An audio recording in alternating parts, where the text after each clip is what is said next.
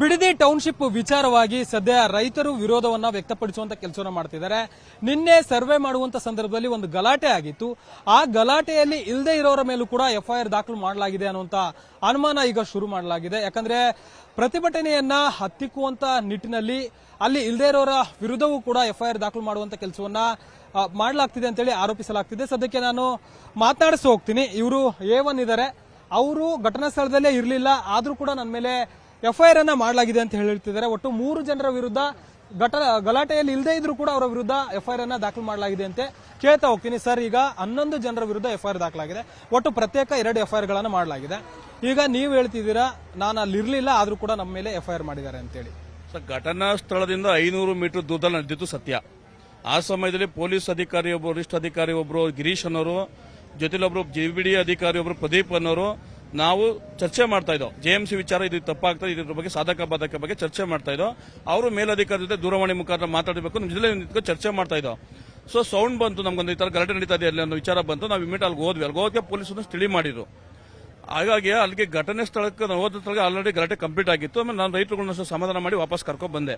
ಆದ್ರೆ ಇಲ್ಲಿ ಏನಾಗ್ತಾ ಇದೆ ಅಂದ್ರೆ, ಹೋರಾಟದಲ್ಲಿ ಮುಂಚೂಣಿಲಿ ಯಾರು ಪ್ರಬಲವಾಗಿದ್ದಾರೆ ಅವ್ರನ್ನ ಉದ್ದೇಶಪೂರ್ವಕವಾಗಿ ಟಾರ್ಗೆಟ್ ಮಾಡಿ ಎಫ್ಐಆರ್ ಮಾಡ್ತಾರೆ. ಉದಾಹರಣೆಗೆ ಸಾಕ್ಷಿ ಸಮೇತ ಹೇಳ್ಬೇಕಾದ್ರೆ GPD ಅಧಿಕಾರಿ ಪ್ರದೀಪ್ ಅವರು ಇರ್ಬೋದು, ಅಥವಾ ಪೊಲೀಸ್ ಅಧಿಕಾರಿ ಗಿರೀಶ್ ಅವರು ಕೇಳಿದ್ರು, ಅವರು ಸಹ ಮಾಹಿತಿ ಕೊಡ್ತಾರೆ. ನಾನು ಘಟನಾ ಸ್ಥಳದಲ್ಲಿ ಇದ್ದ, ಅದು ಅಲ್ಲಿಂದ 500 ಮೀಟರ್ ದೂರದಲ್ಲಿ ಇದ್ದ ಅನ್ನೋದು ಅವ್ರಿಗೂ ಗೊತ್ತು. ಮೊದಲನೇದು.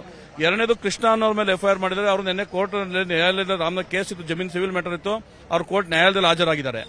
ಮತ್ತೊಬ್ಬರು ವ್ಯಕ್ತಿ ಯಶವಂತ್ ಅಂತ ಮಾಡಿದ್ದಾರೆ. ಯಶವಂತ್ ಅವರು ಭಾನುವಾರ ರಾತ್ರಿ ದೆಹಲಿಗೆ ಟ್ರೈನ್ ಮುಖಾಂತರ ಪ್ರವಾಸ ಮಾಡಿದ್ದಾರೆ. ಇವತ್ತು ಬೆಳಿಗ್ಗೆ ದೆಹಲಿ ಇಳಿದಿದ್ದಾರೆ. ನಿನ್ನೆ ಮಧ್ಯಾಹ್ನ ಸಹ ದೆಹಲಿಗೆ ಆನ್ ದ ವೇ ಟ್ರೈನ್ ಹೋಗ್ತಾ ಇದ್ದಾರೆ. ಇವತ್ತು ಒಂದು ದೆಹಲಿಯಲ್ಲಿ ರೈತರ ಸಭೆ ನಡೀತಾ ಇದೆ. ಇವತ್ತು ಆಲ್ರೆಡಿ ಸಭೆಯಲ್ಲಿ ಹಾಜರಾಗಿದ್ದಾರೆ.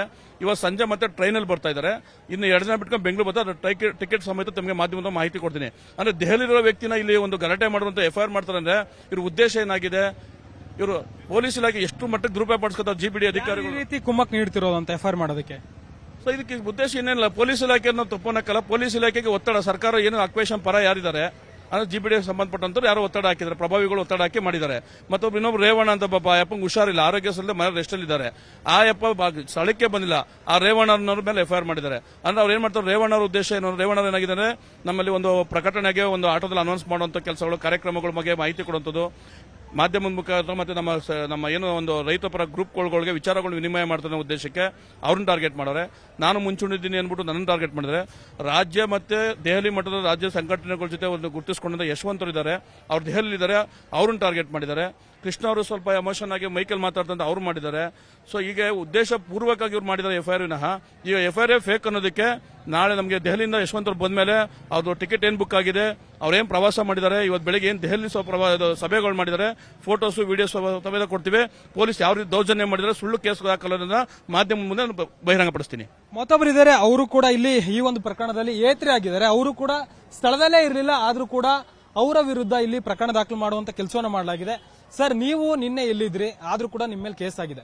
ಸರ್, ನಿನ್ನೆ ನಾನು ರಾಮನಗರ ಹೋಗಿದ್ದೆ. ಕೇಸ್ ಇತ್ತು ಕೋರ್ಟಲ್ಲಿ. ಲಾಯರ್ನ ಕನ್ಸಲ್ಟ್ ಮಾಡಿ ಬರೋದಕ್ಕೆ ನಾನು ಮಧ್ಯಾಹ್ನ ಆಯಿತು. ಮಧ್ಯಾಹ್ನ ನಾನು ಅಲ್ಲಿ ಘಟನಾ ಸ್ಥಳಕ್ಕೆ ಹೋಗೋದಕ್ಕೆ ಅಷ್ಟೊತ್ತಿಗಾಗಲೇ ಗಲಾಟೆ ಎಲ್ಲ ಮುಗಿದೋಗಿತ್ತು, ಎಲ್ಲವೂ ಶಾಂತವಾಗಿತ್ತು.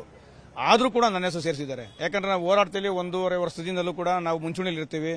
ಯಾರ್ಯಾರು ಅಕ್ವೈರ್ ವಿರುದ್ಧವಾಗಿ ಹೋರಾಟ ಮಾಡ್ತಾ ಇದ್ದಾರೋ ಅವ್ರ ಮೇಲೆಲ್ಲ ಕೇಸ್ ಹಾಕಿಸ್ತಾ ಇದ್ದಾರೆ. ಇದೇನು ಹೊಸದಲ್ಲ. ಯಾಕಂದ್ರೆ ಅವ್ರನ್ನ ಹತ್ತಿಕ್ಕೋ ಒಂದು ಉದ್ದೇಶ ಇದಷ್ಟೇ. ಯಾರು ಪ್ರಭಾವಿಗಳು ಮಾಡ್ತಾ ಇರೋಂಥ ಕೆಲಸ ಇದು. ಇದಿಷ್ಟು ರೈತರ ಮಾತು. ಅಂದ್ರೆ ನಾವು ಯಾರೆಲ್ಲ ಹೋರಾಟದ ವಿಚಾರದಲ್ಲಿ ಆಕ್ಟಿವ್ ಇದೀವಿ ಅಂತವರನ್ನ ಟಾರ್ಗೆಟ್ ಮಾಡಿ ಎಫ್ಐಆರ್ ದಾಖಲು ಮಾಡುವಂತ ಕೆಲಸವನ್ನ ಪೊಲೀಸರು ಮಾಡ್ತಿದ್ದಾರೆ. ಸರ್ಕಾರ ಮತ್ತೆ ಸಂಬಂಧಪಟ್ಟಂತವರು ಕೆಲವರು ಪ್ರಭಾವಿ ವ್ಯಕ್ತಿಗಳು ಇದರಲ್ಲಿ ಪ್ರಭಾವವನ್ನ ಬೀರ್ತಿದ್ದಾರೆ.